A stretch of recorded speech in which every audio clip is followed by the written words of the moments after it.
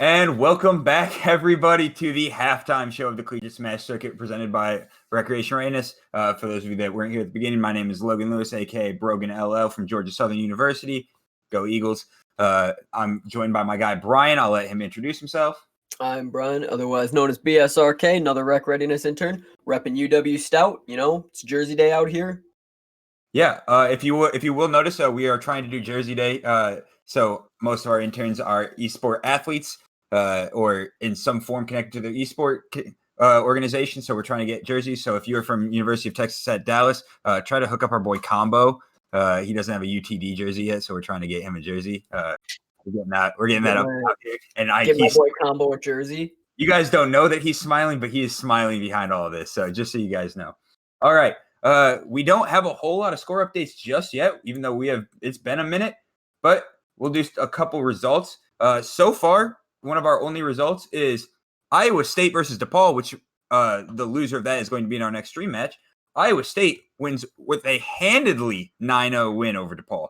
So that's going to move DePaul down into the losers bracket where they are going to face the winner of Colorado State versus Oakland.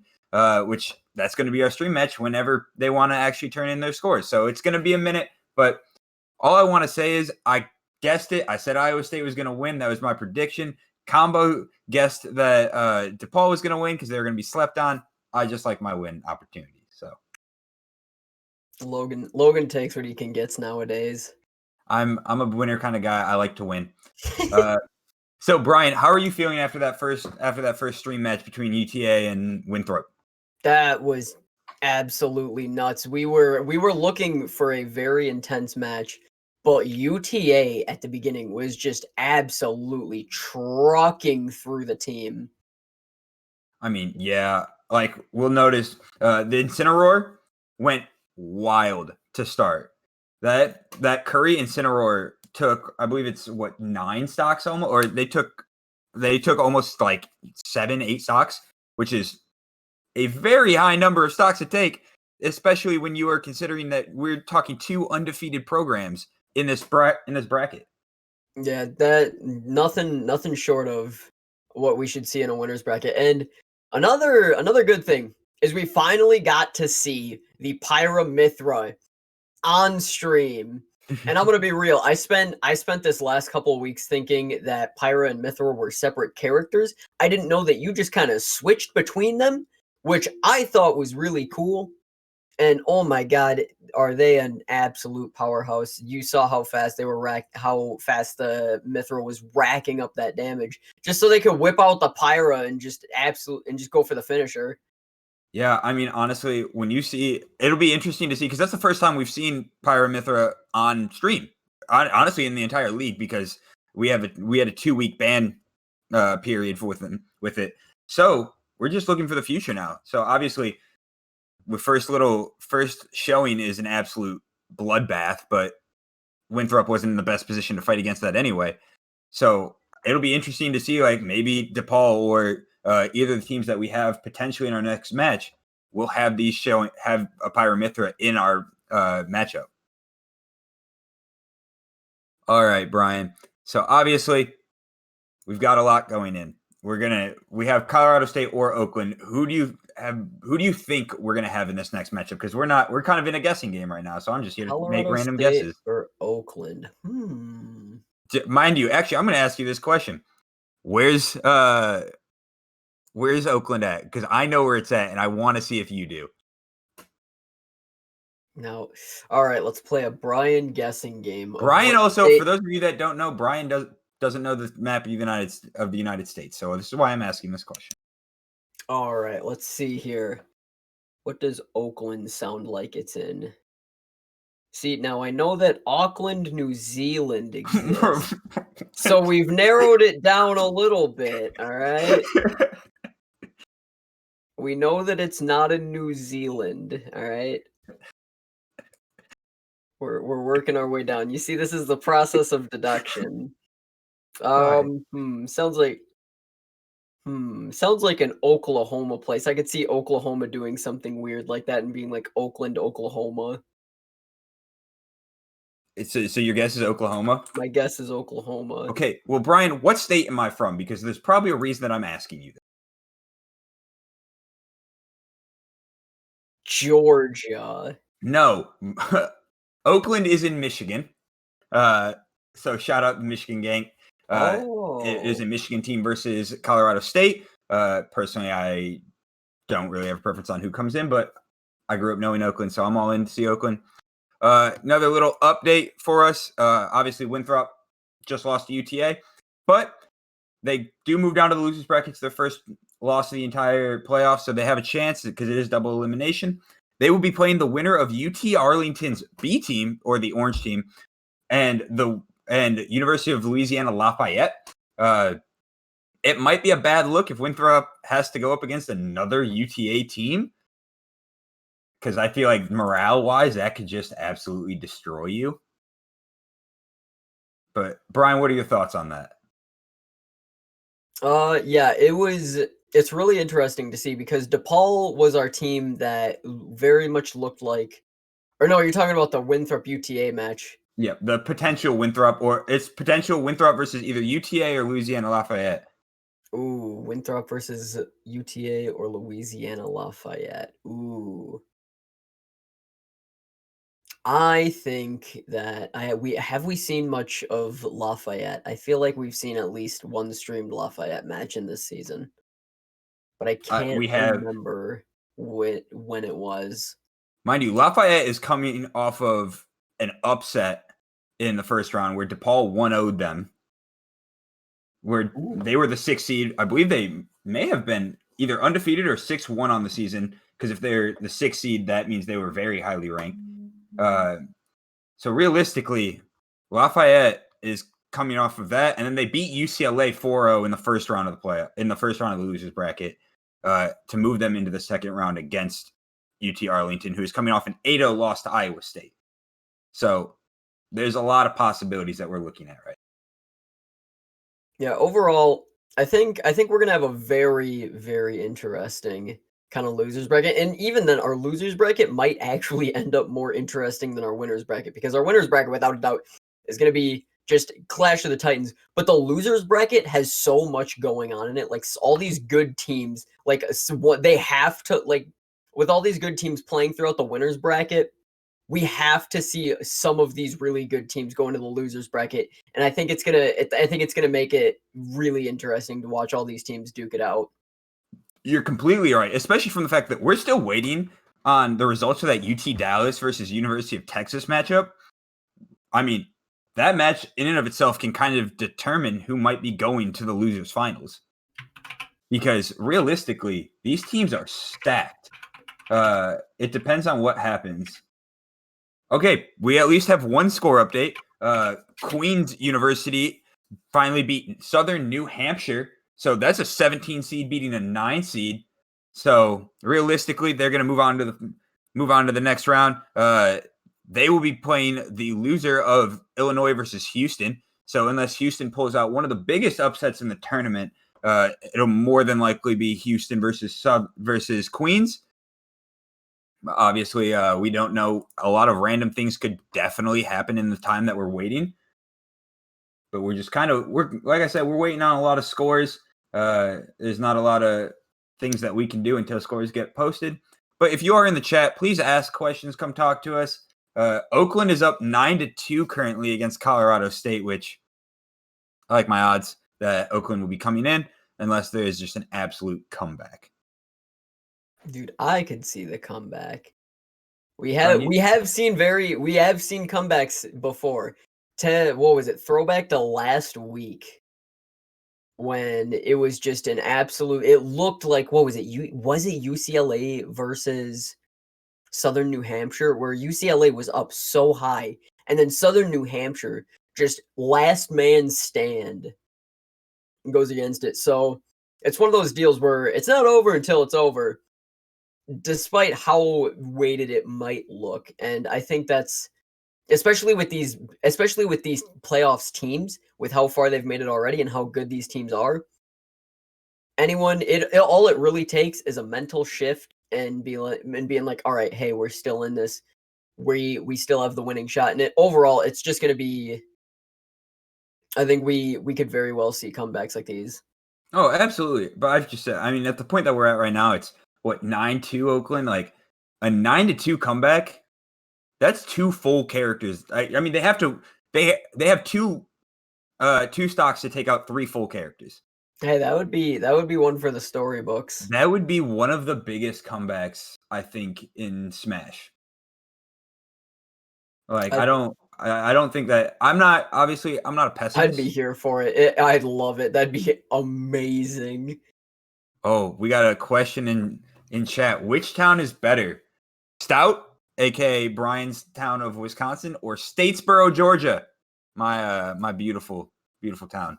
Brian, what's your argument for Stout? Well, you see, I don't know about the other one.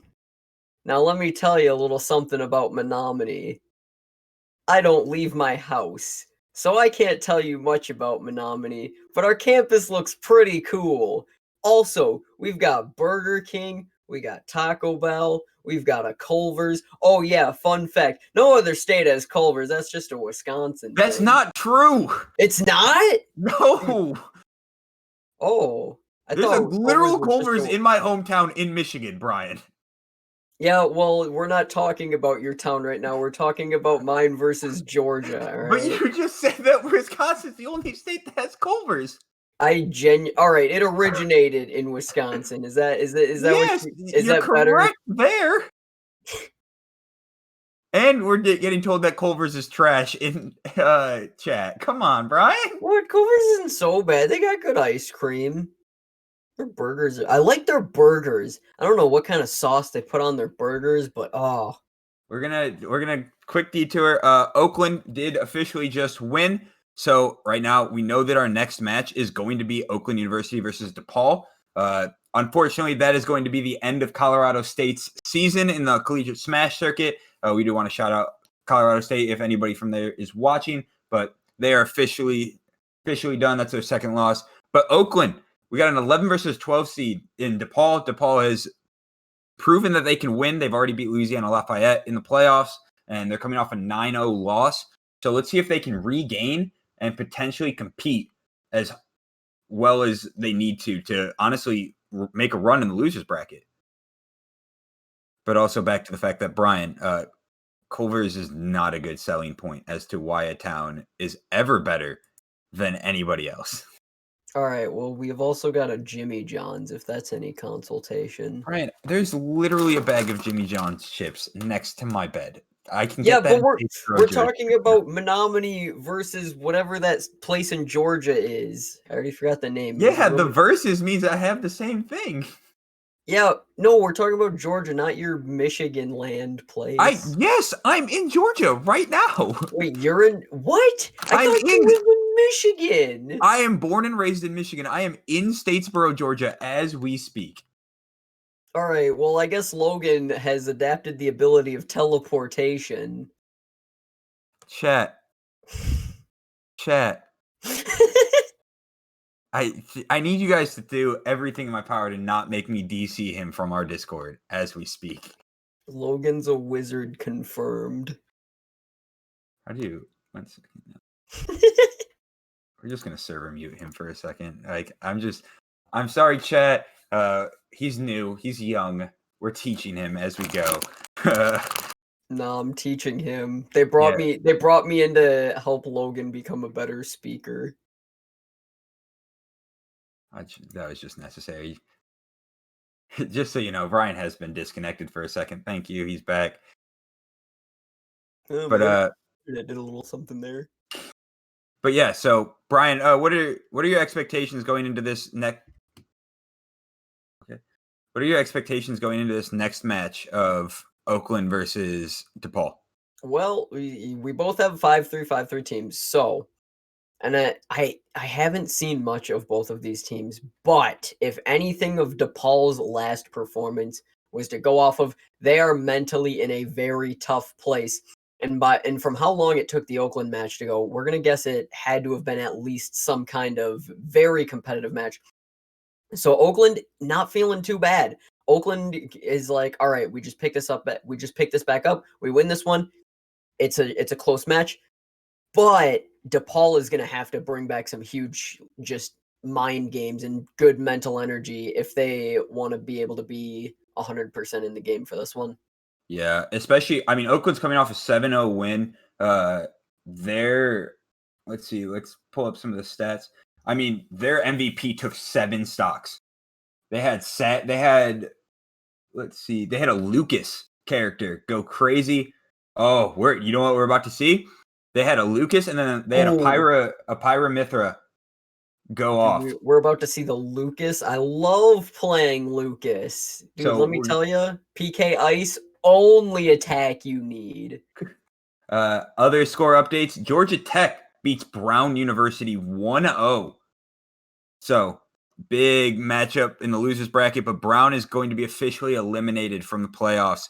Georgia Tech is going to move up, and they are going to play the loser of that UTD versus Texas match. So at that point, we're just kind of waiting for all of those updates. But either way, so we're gonna talk. We're gonna get the players into the next lobby. So it's gonna be a couple more minutes. But either way, right now, I think we have a pretty good potential matchup going into the future.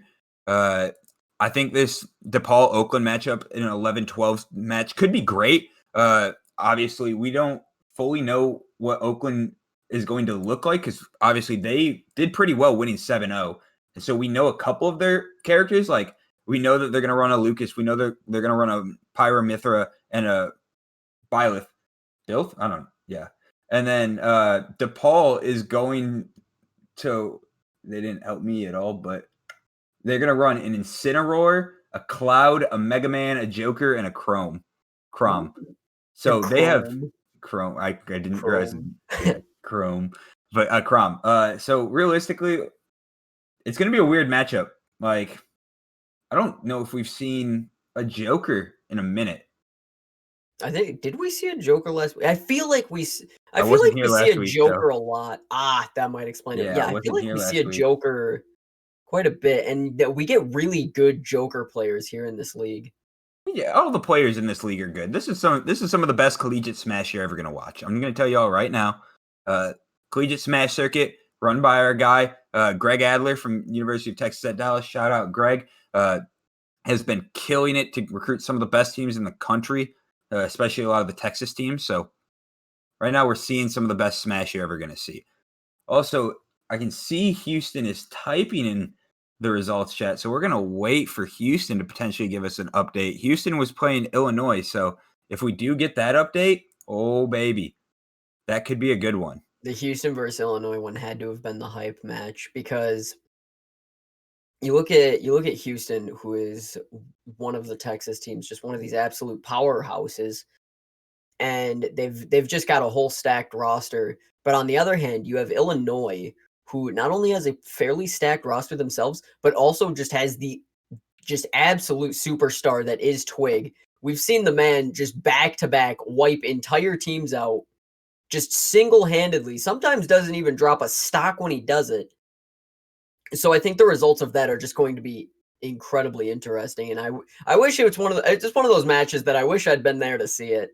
Well, results are in. University of Illinois wins 7-0 over University of Houston. The actual MVP for the University of Illinois was Burst, aka their cloud player, for taking 7 stocks.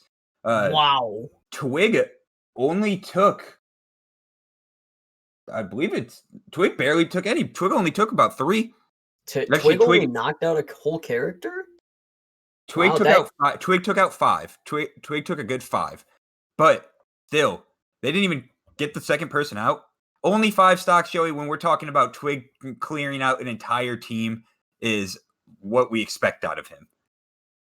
Yeah, and that just goes to show how powerful Houston is despite losing. Yeah, but I guess we were able to have, who was it? Burst, the cloud player, was able to finish it out and lock it.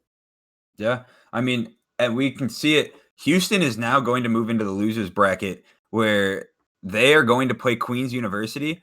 And I mean, Queens coming off a big win, that 6-0 win over Southern New Hampshire, where their MVP, Lemmy, took 10 stocks, which is crazy. Took out a Rob, a Yoshi, a Captain Falcon who had a lag DQ, and a Ken, all in one. That's just nuts. Dude, the way that some players are, I just don't get it. It's just phenomenal. All right. Well, we've given all our score updates. We're gonna head over to commercial break real quick, and then when we come back, we're gonna have our guys Combo Jahi back, and we're gonna have DePaul versus Oakland of Michigan. See y'all later.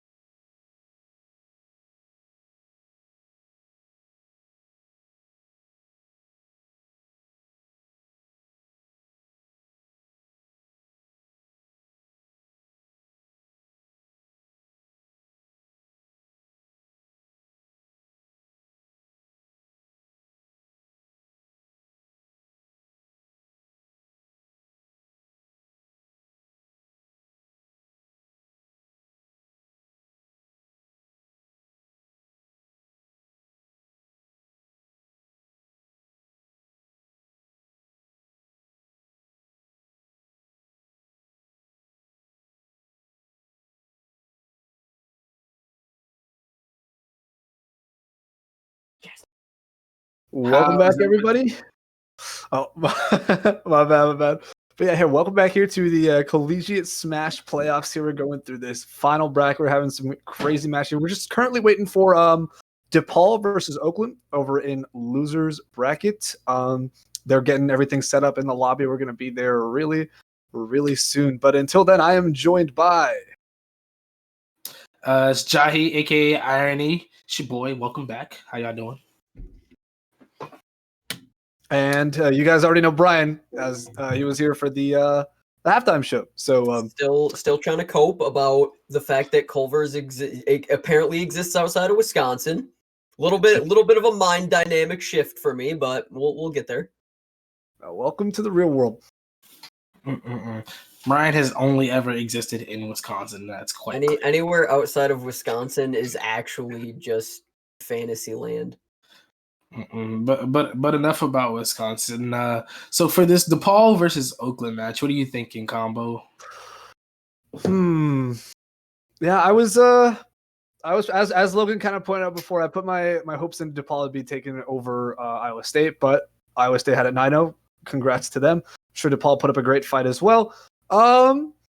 Now here I can see that they're on their back foot right there at the end of their line potentially if they lose this next game. So I'm going to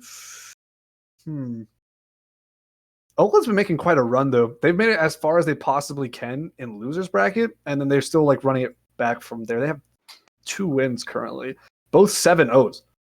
Oakland's been putting in work. They have a bit of momentum here. This is a tough call because I feel like both teams are probably about equally skilled. It just kind of depends on any given day who would win what. You know, what are they feeling? How it is? Where's their consistency at? That kind of stuff. I think that it'd be nice like if Oakland can kind of like ride the high of winning their last match and keep going. And I think that it's equally exciting for DePaul to, kind of like, get it together or like, move past the fact that they just lost and, kind of like bring that back together and, pull out a win, despite having lost their previous match.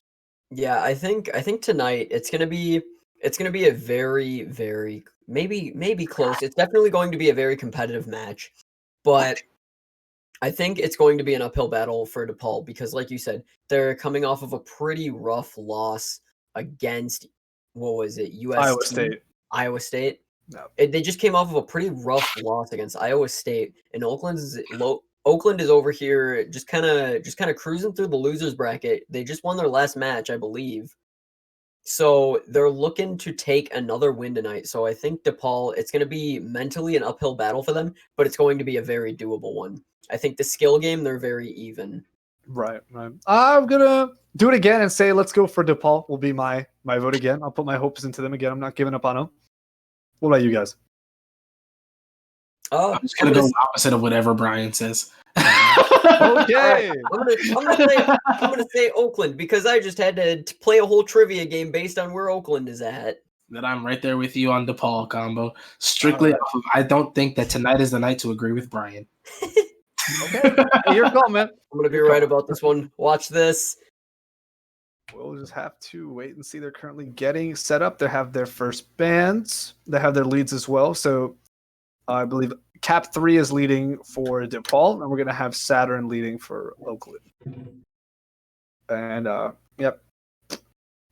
Town and City, PS2, Battlefield, all off the board. No PS2? No, it looks like we're going to Smashville. You don't expect it. Usually PS2 is like, it's the gentleman's agreement map. It's the classic. It's been around forever. But I guess we are not going to see it for this first round. Speaking of PS2, the PS2 is a goated console. I just wanted to throw that out there. Technically completely unrelated, but yeah. Oh no, of course it's unrelated. I just needed to point that out. It was absolutely necessary, and I stand by that. That's fair. Over at my school, they called the parking lots parking structures. So that's also labeled PS2. The parking structure too. What? So you know what? I want to say that parking structure is goated, just because I believe that's equally relevant. Wild. So Riddick or Combo knows about 3 PS2s. Yep. All of which were the GOAT to him. No, I never said the PlayStation 2 was the GOAT. Oh, were you also an Xbox kid? You know what? It doesn't even matter. I'm just gonna switch to this game now because you never should have said anything. It was important. All right, so we got Luigi Lucas opening up. Luigi, very good, strong combo character, especially at low percents. But Lucas, very small, pretty light, kind of hard to land all of that on. Still doable. Lucas got decent disjoints to play neutral around with, but I still think Luigi overall is in a really good spot to make things happen in their favor. Honestly, if a Luigi player doesn't spend 70% of their opening attacks throwing out their grab, then they're not a real Luigi main. Well, I think we did see a lot. Yeah, we did see a lot of that. And I guess because of how hard they've been fishing for it, the Lucas player has been doing really good for Oakland here. Ooh, is Luigi going to make it? There's the recovery. Nice Zaire with the rope snake. Okay, dash attack. Again, throwing out a lot of plungers. I like how strong Lucas's edge game is, right? He has so many of these. He got stage spike. He has so many of these attacks, these PK attacks, the ice, the lightning, the fire, that just he has such strong ledge game. It basically allows you to make a very dangerous situation for your opponents. Yeah, it really does. I mean, Lucas has been doing a good job of keeping Luigi out. Luigi's been fishing for the plungers a lot. He's been throwing a lot of fireballs as well. And, well, nice parry there. Dealing with Luigi's aerials can be kind of tricky sometimes too. But this Lucas player is doing a really good job. That's really punishable, though. Yeah, I feel like he was aiming for the platform, maybe like the edge of the platform, and just didn't get it. And he's just fishing for that up B. Ooh, now we're getting some Luigi combos. Finally, a grab lands. Looking at pretty even stuff here, both at a lower mid% on their second stock. Slight lead building up for Oklahoma. In terms of percent, nice PK Fire Clash with the side B. Who's able to make it? Oh, that's That's dirty. Yeah, that's Hit quite them the with interaction. Every piece of the up B, and you love to see it. So those are the ones that are so satisfying when you hit them with the up B, and every hit of it lands. I know with me Sword Fighter with one of their attacks, it's possible. And, I think the difference here is that he's dead. He's not gonna make it. The difference here is that the difference between Ness and Lucas's up B is that Ness is kind of like one concrete hit that absolutely cracks you, and it looks like Lucas's is one of like multi hits. It still does a sizable amount of damage, but it definitely doesn't hit as hard. I love the multiple hit ones because once you land every hit in it, it's like, you know, the videos where they're cutting kinetic sand with a knife. It's like that. It's just so I satisfying. have no idea what you're talking about. Right, Oh, well, yeah, we have a building lead here for Oakland. Their Lucas player has been doing wonders at trying to keep Luigi up. But Luigi actually isn't too far behind in pace, although it kind of seems like pretty much every neutral interaction is in the Lucas's favor. When Luigi is able to get in, they're able to get something kind of going. But they're going to want to take this next stock really quick because this Lucas is not slowing down on their pressure whatsoever. Okay. I think that Luigi's he's having a really hard time getting in, and I think that he's trying to bait out attacks and, you know, in some way, shape, or form just do it. Oh, he got cracked twice by the up B. That's not good for him, and he's out of his jump, and that will be it for the first match.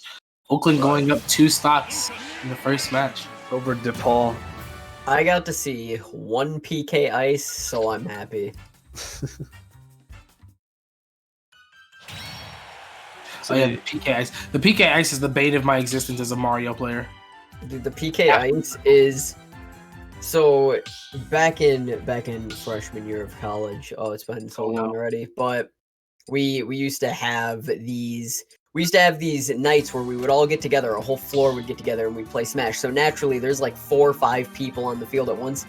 And whenever I just felt like I wanted to make people angry, I'd play Lucas.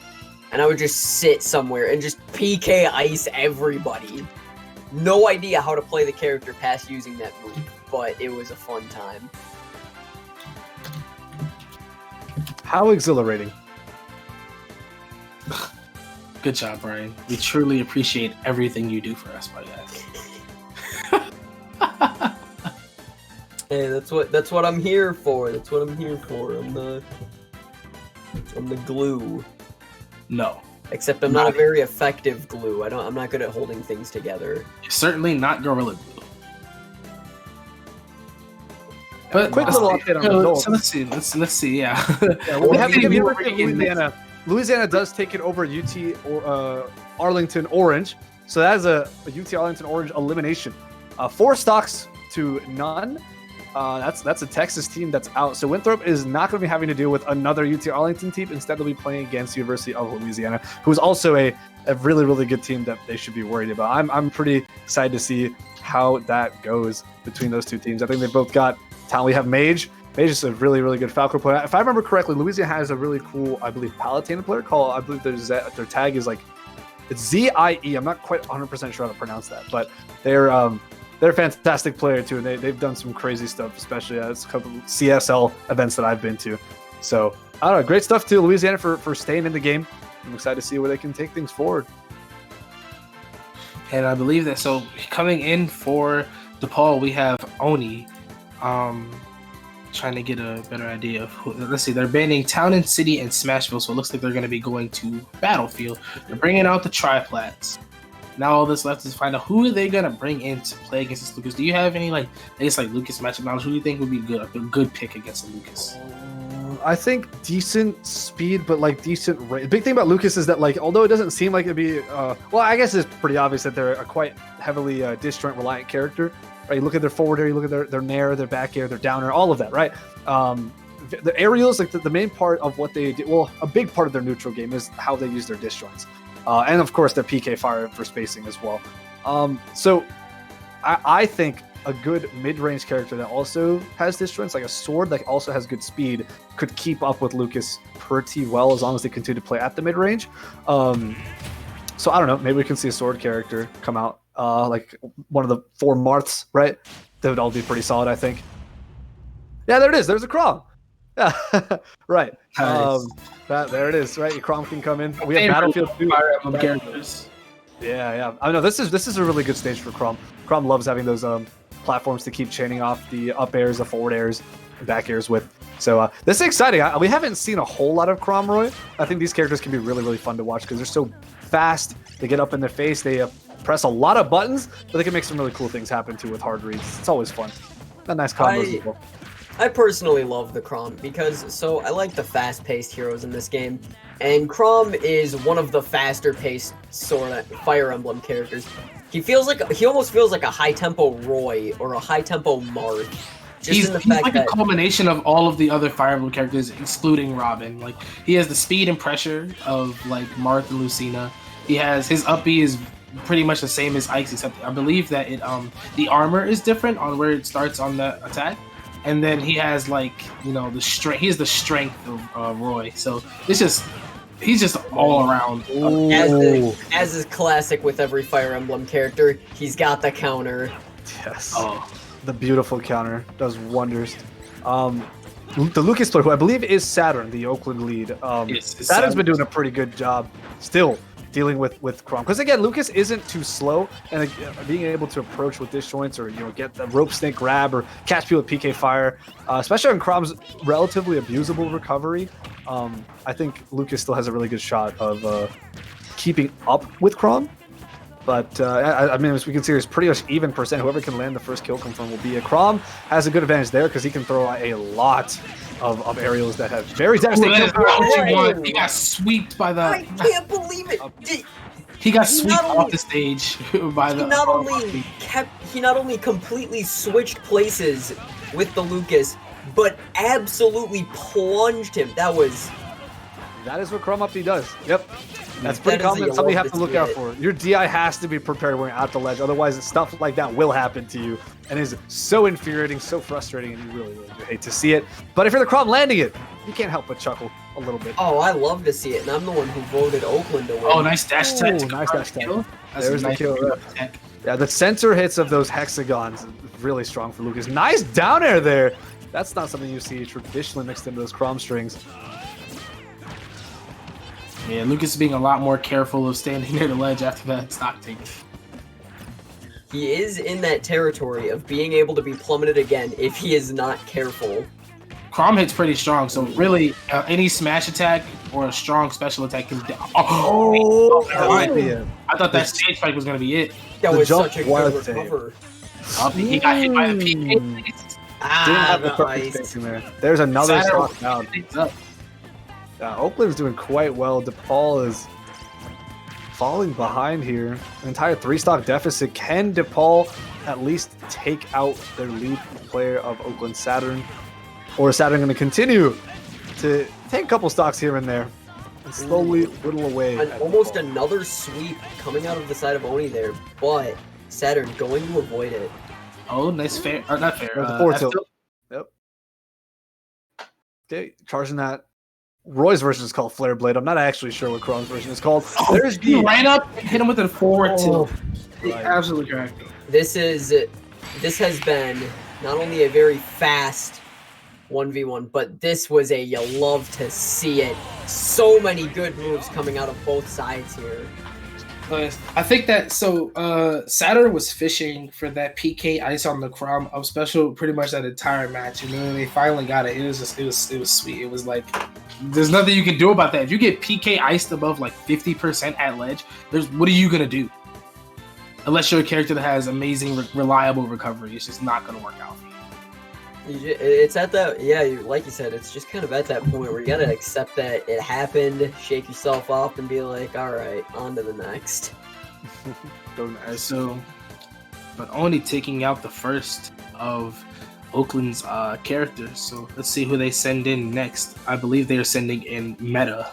I almost want to see DePaul win this just off of this Crom. It's so fun to watch people play Crom. Crom is such a fun character. I mentioned earlier, actually that might not have been on stream, but I mentioned earlier, Crom is one of 3 characters that I have currently in Elite Smash. He's such a fun character to play. He has everything that I want in a character, except I don't know. I feel like I feel like it's cheating to play a sword character. Swordies in this game are very overpowered in my opinion. They have their downfalls, but they're so high on the tier list. It feels unfair. I don't know. I love playing Chrome through and through.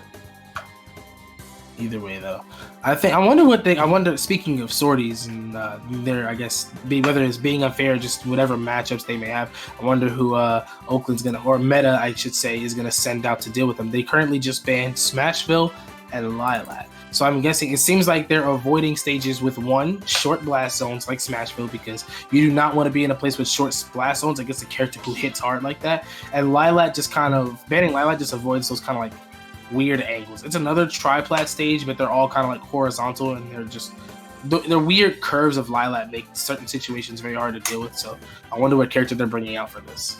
Yeah, and I was just about to ask, they've got their map ban set to go against this Chrom, but what character do you pick to fight this Chrom? Ooh, a big thing about Chrom is actually, very big thing is the abusable recovery. As we saw, the PK Ice before, or PK Freeze rather. PK Freeze got the Chrom on the recovery, is able to take that stock.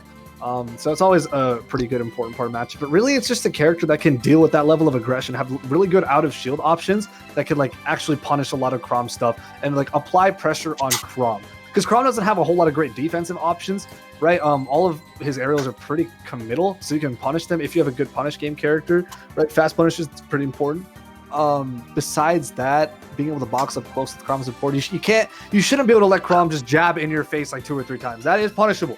You should be getting it after the first jab on shield, but if you keep letting him space you out, because it pushes you back a little bit, that's a losing situation for you. So you have to be able to. They got Pyra and Mithra. So I think that. So the funny thing here is that I actually haven't seen this type of matchup yet. So with Mithra, you'll definitely have a more even. It'll be an even playing field because they have about the same speed, I guess, abusable aerial and ground pressure from just having disjointed hitboxes. But I wonder how they're going to do that, because I think that a Pyra will be able to abuse Chrom's up special by being able to use her side B to kind of just like cover that entire corner of the stage. And that'll how he utilizes it. That will help immensely. I can imagine a Pyra side B interaction with Chrom's up B is something we shouldn't be anticipating. But until then, we can see a couple of photon edges. Yeah, I know we just saw Pyra Mithra this last match, but just the move set that this character has is so far not ceasing to just be the most aesthetically pleasing thing I've ever seen. Just what I don't know the moves very well, but what was that one where she was just dashing around? That's her side B. That's her side B? That's her side B. Mithra's side B. Yeah. She just like flies everywhere. It's pretty punishable, but she ends up behind you a lot of the time. So you got to be just aware of how to punish. Again, it catches a lot of things too. If you're jumping, you're not shielding, you'll get caught. It's very important. Nice forward smash from the Chrom there. They tried to punish him after getting bounced by the up special and just they whiffed and got punished hard. Right. Okay. Mithra switch here. Still want to rack up some percent. Ooh! Tries to go for a grab there. Actually gets caught. Chrom keeping the buttons pressed. Nice armor there, so the Chrom is able to recover while Mithra was also recovering. There's a downer switching over to Pyra. Here's the side B up B interaction that we were looking for. Nice forward smash there. Doesn't quite land it. Good B reverse. Flare blade equivalent if there's a different one for Chrom. If they had Oni is definitely gonna have to mix up his so the good thing is it's what it's looking like here is that's gonna help Oni out is that even though he kind of has to eat that side B on the first interaction, he's gonna get sent flying upward. If it doesn't kill him, now he's above the ledge, which is a lot easier for him to come back.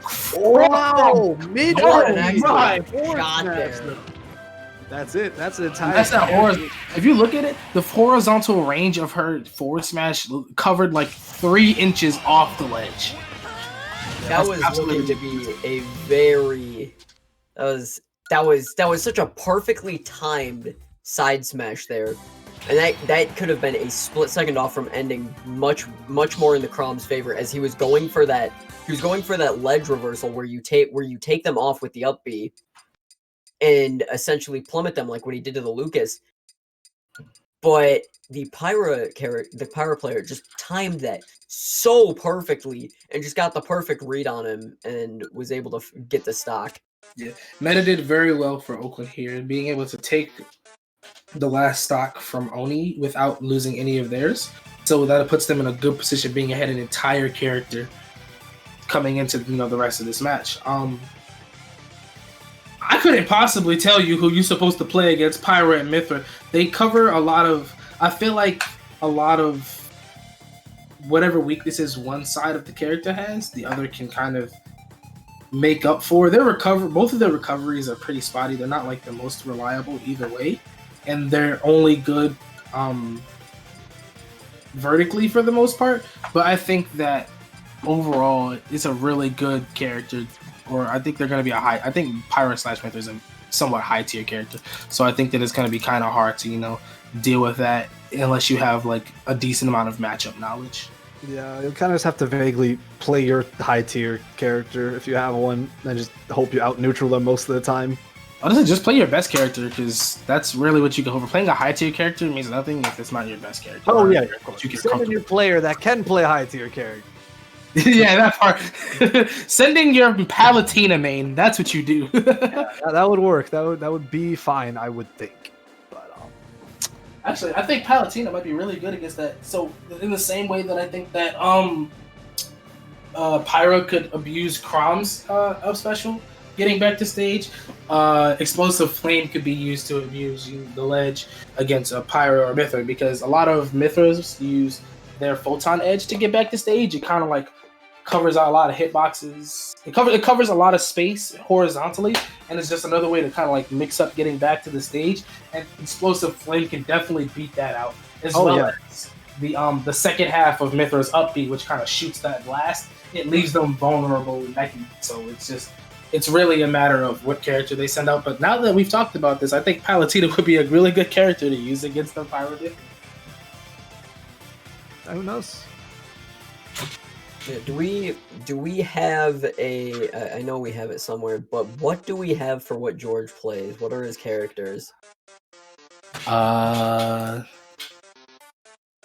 actually do not know. Let me see if I can pull that up. I believe. Oh wait, no, yeah, they're saying a different player. Right, my bad. Got the teams mixed up for a sec.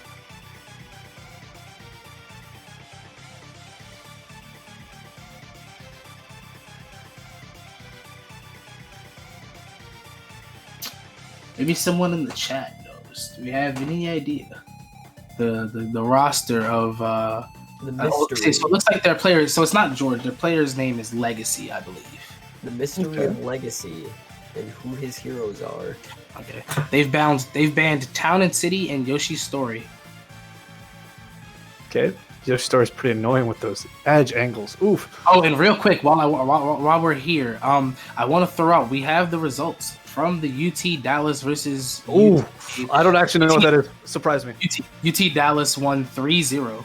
Yes, I The knew MVP, it. Oh. The MVP, they got a three-way tie for MVP with Zillion, Cosma, and Koi taking 4 stocks each. They're incredible. All of them are really good players. 2 of those are Robin players, and the other one's a Rob player.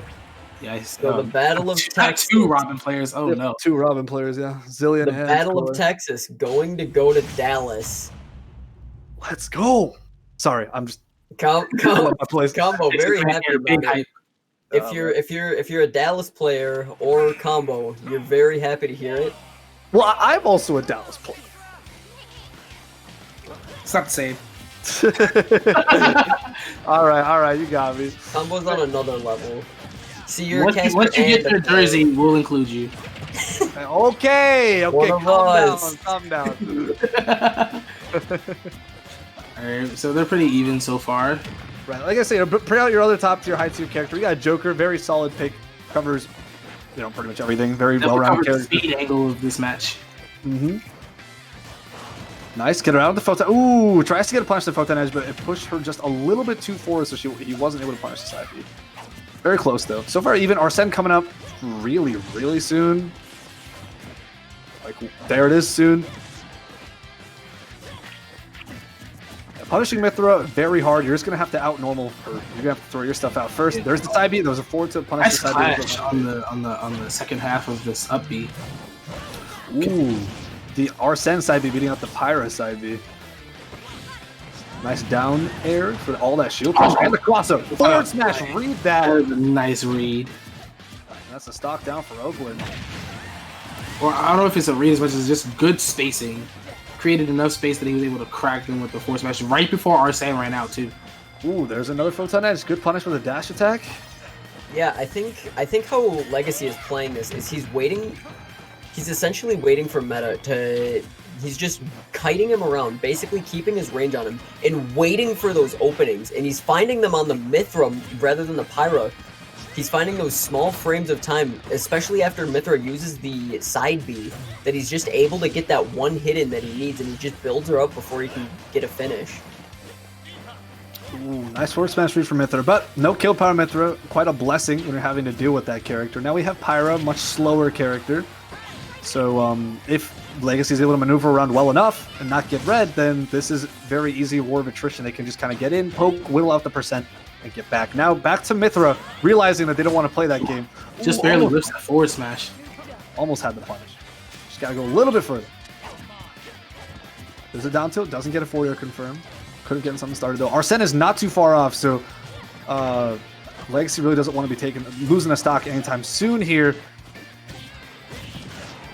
Get something started with Arsene. Good down smash. Get him off stage. There is the Tetrakarn. The counter. Forward tilt 1-2. Apply some shield pressure. Another side B. Just kind of maintaining a huge amount of space, using those Arsene side Bs to kind of just like keep them at bay. But now we got Pyra on deck. Pretty much any move of Pyra will kill. Nair can kill. Like down air will kill. You must be extremely careful. And it comes out with the out special. Now we're back to even stocks here. Good advantage for Legacy here, though. About 104%. Upwards angled forward tilt. Really cool. Without Arsendo, it's a little bit hard for Joker to kill, but not as hard as Mithra. That's a nice kill off of the neutral B, jumping out of it to get him with the Nair. Sorry, not Nair, that was forward there. He's not going to lose any health taking that stock too, so he's in a very good spot. That's a nice combo. Very good Drag combo. down. Going to get meta up to 61. That was some pristine execution right there.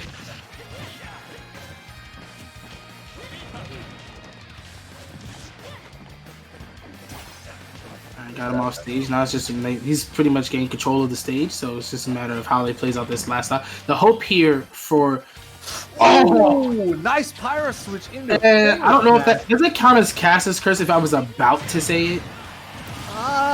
You had the thought. I was gonna say that the hope here is that he maintains his stocks. Jockey, your caster's curse is so powerful that you don't even have to say it. You just have to think it. Honestly, I was trying to give him the hope, but honestly, at this point, I think that Meta still has the advantage here. But good Legacy has the advantage. Ooh, there's a lightning buster. Gets away from it. Doesn't have to worry about the full charge. Ooh, the double side B. Send him sky high. Almost gets the triple too. Here's a Pyra. And back nice up. Wow. Look at that. Taking out that style. Wow. Legacy played really well, but Meta was still able to land those really important hits where that ends up, Legacy ends up with only one stock remaining. This match feels so back and forth between these two teams. Right. Here's the thing, right? It looks like Oakland's got a really good lead, and that's true. They have a 2-stock lead, but think about the character that DePaul has on 1 stock. It's Joker. How fast is that Arsene meter going to build up? That's going to be absolutely incredible. Super important for DePaul to work with there. They're really going to want to put Arsene through the ringer. They're going to want to utilize that as much as they can. They only have 1 stock, so at max, we'll probably see Arsene once, maybe twice, depending on how long Legacy can hold out in this next match coming up. But it all depends on what character they send out.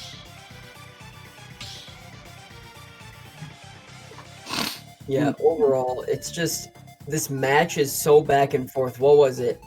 We had the Lucas versus, I believe, the Luigi at first. The Lucas takes it, and then right after, the Crom comes out of Oakland, or comes out of DePaul and takes out Oakland's Lucas, and then right after that, the Pyra Mithra takes the Crom, and now the Joker is taking the Pyra Mithra. And it quite literally is just a back and forth, just trading blows between these two teams. Yeah, I think the trading blows. I think that Oakland just has a small bit of an advantage right now. 2 stocks is a decent advantage, I would say. But it all depends on how it comes out of this next match. The goal here is for Legacy to at least take 1 stock. If they could take 2 stocks, absolutely great for them. It all depends on what comes out of this next match. But honestly, who did I vote for? Oh, I voted for DePaul. So I guess in the end, I don't want Legacy to take more stocks. So I can be right. I mean, to be fair, you didn't have very strong reasoning for why. So I think wanting to go against Brian is a very strong reason in itself. Viable. Logan, back me up here. I think Logan's still trying to recover from the halftime show. Absolutely. He needed a slight break after that. I think you might find this loss quite devastating if Oakland does pull through, Jahi, because it's more than just personal investment here. It's about Brian being correct. Exactly. It doesn't seem like you were prepared for that. So, I'm not mentally prepared for that. I bet you. Oakland, if you are listening, you know what we have. You know what you have to do. Just so you guys know, I am always against Brian. Lock it out. Lock it out. It's me again. It's me and you against the world, Oakland. It's Brian, the solitary warrior here. Gotta respect it. All right, one more SD from Jericho here, and we're gonna be against the Ken. So Ken can kill disgustingly early. They can have some crazy confirms and insane damage because that's what fighting game characters do. They combo. Traditional fighting games are all about those neutral turnarounds are busted. Oh yeah, auto turnaround, very, very useful in a game like Smash, where back and forth cross-ups actually do exist, which most traditional fighters, they do not. Back and forth cross-ups, being able to easily counter roll dodging because you could just turn around to the other side instantly. Legacy getting the send out, but it doesn't matter as this Ken is just going to keep wailing on him. That was a ridiculously long string. Surprisingly for Ken, I wasn't expecting that long of a string from Ken normally, but that was really, really crazy. Definitely a lot of catching.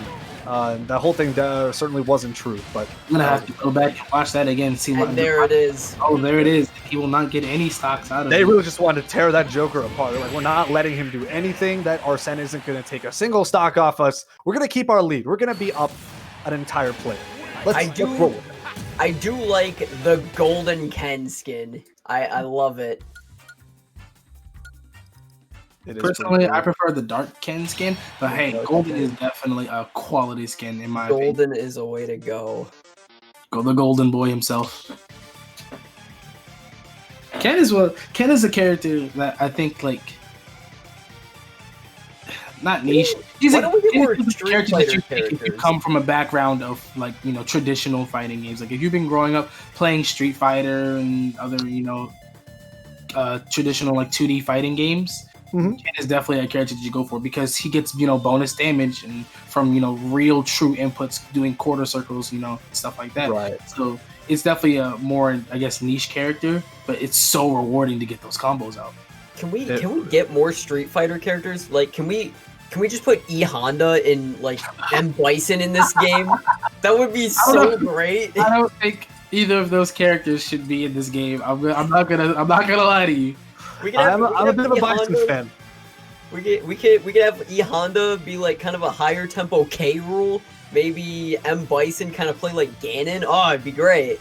Personally, I think if they're gonna bring in another Street Fighter character, it should be like Chun-Li, like the 3 staple characters of that would be true. That would be true. They'd bring in Chun-Li. She's the iconic one. Imagine Chun-Li covering to stage by using her helicopter kick to just fly up to the ledge.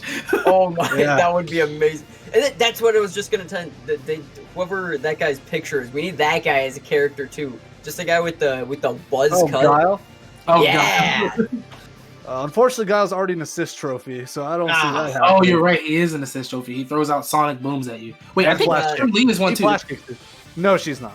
He got the Waluigi treatment. Then we have Akuma's a spirit, I believe. So. Yeah, maybe Chun-Li's probably a spirit too. But as we saw, Pyramithra, spirits don't deconfirm, and Min. Spirits don't deconfirm. So you're right. Spirits do not deconfirm. But we'll have to see. Let's see. I'm gonna look. Who are they sending out next? They are sending out. They're sending out Foshizzle. Foshizzle 10 has entered the arena. Shizzle is next up for DePaul. They're banning Yoshi Story, and Town and City. That's absolutely hilarious. Foshizzle. I love it. Oh man, that is absolutely. I love the name. It's not spelled the same way, but the I love it anyway. As much as I need Oakland to win for the sake of me being right, I love what's coming out of DePaul today. Yeah. Paul's have a lot of interesting character picks. We got Cloud here next. Woo! I think I think Cloud's a character that does pretty well. I don't think especially Ryu Ken, I think they had trouble a lot with sword disjoints. I think Cloud is a very solid pick here, but Lilat is a weird stage. I think for both characters, it's for every character. It's just weird. Ken is not afraid though. Get those confirms. Rack up that percent. Already at 61 here. We're getting the Blade Beam and the Hadouken matching. Wow. The strong already at 99. Okay. Cross slash with the limit. Oh, he got caught by the focus attack. It stuns you super hard depending on how it stuns you even harder the longer you hold it. He got cracked by it and just easy confirm after that with the short Yuki. He's able to cancel out Cloud's neutral B with his own Hadoukens, and I think that's gonna be really good for him in the long run. Ken is just absolutely nuts for racking up percentage. Like, look at this. He's already got him up to 69% to his 71 on his first stock. Right. Similarly, watching a really aggressive Terry get all these crazy confirms is super exciting to watch because you see that percent go flying. Oh, nice Tatsu, crouching medium, or sort of crouching light into medium kicks. There's a forward tilt. Match neutral Bs. Dash attack. What's the punish? He tries to go for a read and a dash jab. One of the things that I've noticed that's really cool about his movement is that he doesn't just he doesn't generally just run across the stage like most people would do. Or I guess lesser experienced players would do. He does tap dashes, so he kind of just barely touches the stick, but it shifts. He does more of a shifty kind of movement. Right. Foshizzle got his meter all the way up, but he's gonna burn it. Nice. Rolls through him. He got him with two of the hard neutral A's, and you just cracked him with a short Yukin. That's a nice confirm there. Another Tatsu. We're getting the crouching light to medium into standing heavy. Wow, and he is just racking up percentage so fast. It's unbelievable. Already in kill territory. And he's only had this last stock for what, 10 seconds? Right. He's just looking for those up tilts, light up tilts. Oh no! And there it is. The auto turnaround. Yeah, the light up tilt, heavy up tilt, Shoryu, it's over. Not going to lose a stock. That is insane. Oakland's Ken. Same play from Oakland's Ken player. And now it is one DePaul player left against 3 full Oakland players. It's looking like the knife's edge for DePaul. Shouts out to Warble Nerfer. Who is the Ken player? Yeah, this is some insane Ken play. Warble Nerfer, absolutely nuts Ken gameplay. I can't believe it. Looks like the last player for DePaul is going to be Schwa. This is making me want to pull my Ken back out of the box. It won't be nearly as clean, but I'd love to see it. It's inspiration, really. It's only not clean because you've kept it in the box. You're right. I gotta brush the dust off. I think every time I put a character away, I put them away until I become fundamentally better at the game, and I just come back to them later. There you go. That's the way to go. But let's So see. we're We got gonna DePaul have- on our last character. Honestly, it wouldn't be the first time we've seen somebody come back from being down several characters. In this case, they're down 2 whole characters, just 3-1. So honestly, we could see anything happen here. But honestly, the kind of absolute beast you'd have to bring out you'd have to at least 2 stocks left dealing with Warble Nerfer. So I don't know what kind of absolute beast they might have sitting in the back pocket, but we'll just have to see what DePaul brings out here in the end. It's down, but not out for DePaul, as they are on their last player. And if you're DePaul or a DePaul fan, you're hoping this man's a beast. You are hoping that he is ready to pop off. And it seems as if we are now at the halftime show again. Welcome, Logan. We're good. Smile for the camera. We'll read our next match. So swap with the Incineroar. Both fiery characters. Both these characters were revealed for this game in the same trailer. So that's pretty interesting. Wasn't this stage though? It was the Punch-Out stage, boxing ring. This would have made for a much better trailer. Wow. Well, there's a forward smash. That was bad.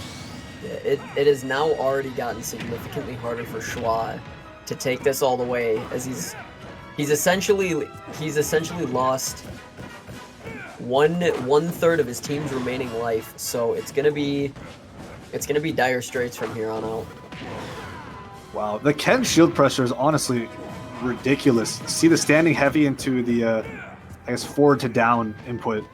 Oh, he tried to use the focus attack to shift his weight back to a black away from the blast one and actually sucked him in even further. Looks like we're even on stocks here. Good. Tatsu gets a back throw. What's Schwa gonna do next against Warble? Nice movement from Schwa there, but got a little antsy with the side beats. You get punished for it. The standing heavy kick almost takes this stock here.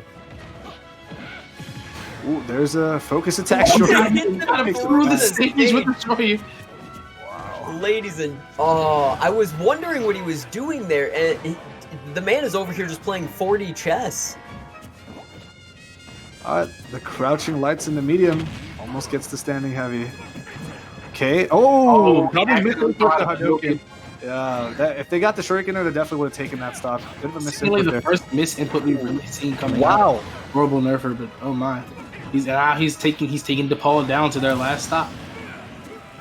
Okay, gets the jump in, crazy damage, ending with the down smash into Hadouken cancel.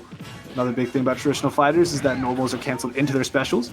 Yeah, they recently added that in. I don't think before you couldn't do Hadouken after that. I don't believe. Warble nerfer not ready to give up yet. There's the last stock taken, but still, 52% disadvantage at a Schwa. Oh, that's an air dodge off. Oh, that's gonna be it. That's gonna be it. That's how you want that to end. He accidentally air dodged, buffered his air dodge to go off stage, and it hurt to see it. That is painful. That hits the heart. Yeah. I've been there. Shouts out to Online Smash for buffering air dodges since 2017, 2018. 2018. December 7th, 2018. You're right. Absolutely. Well, it looks like Oakland's going to move on over Colorado State 7-0, over DePaul 7-0. And they will be playing against the winner of University of Houston and Queens. Understood. That's going to be... Yeah, well, let's... What a performance of tonight, though. Right. Things to look forward to next week. We're going to have UT Dallas versus UT Arlington, another Texas team kill after UT Dallas and UT Austin. It is what it is. Dallas moves on over Austin. Now Dallas has to play against Arlington, both incredible teams. And on top of that, the other side of winners bracket. Now here we are in our top 8, right? So UT Dallas, UT Arlington, first two teams in top 8. Next two, it's going to be UIUC, right? Very strong team against Iowa State University, who just 9-0'd DePaul. That'll be a pretty exciting match too, and as one with the plethora of losers matches. UT Austin has to play against Georgia Institute of Technology, right? We just said DePaul and Oakland. Winthrop's got to play against Louisiana, and then Houston's got to play Queens. Like whatever teams are left now, it's truly something incredible. Well, that'll be all of our matches for tonight. I'm Combo. It's been a pleasure. I've been allowed to cast this, working with Rec Readiness to cast this Collegiate Smash League. If you guys want to follow me on Twitter, it's @ComboFGC. Otherwise, I will catch you guys probably tomorrow, since we have another Rec Readiness event tomorrow. How about you guys? Thanks for coming out, you guys. If you guys want to follow me, you can follow me on all medias at LVB Irony. It was a great time tonight. We had some pretty great matches coming out. You can also catch me tomorrow. I'll actually be the streamer tomorrow for the Rec Readiness Smash Crew Battle, so catch me there. You might catch me doing some commentating, but it depends on how I feel. But you will for sure catch me commentating tomorrow in our Smash tournament, in what will be our last Smash tournament for the semester. I will be casting, I believe, alongside Combo, if I read the schedule correctly. I'll be there tomorrow. We'll figure it out. It's a you love to see it. So make sure you come back tomorrow for me and Riddick. It'll be around, I believe, 2 p.m. Central Time. I think I'm getting my times right. I'm starting to learn it. The time that's on the flyer. You're trying so hard to study time zones. I have to your efforts. Let me tell you, I've learning only known, time zones, Brian. I've only known one my whole life. It's an adjustment, but we're making it. Before we go, we're gonna throw it over to our good friend Logan, who will give you some final words. Until then, we'll see you guys next time.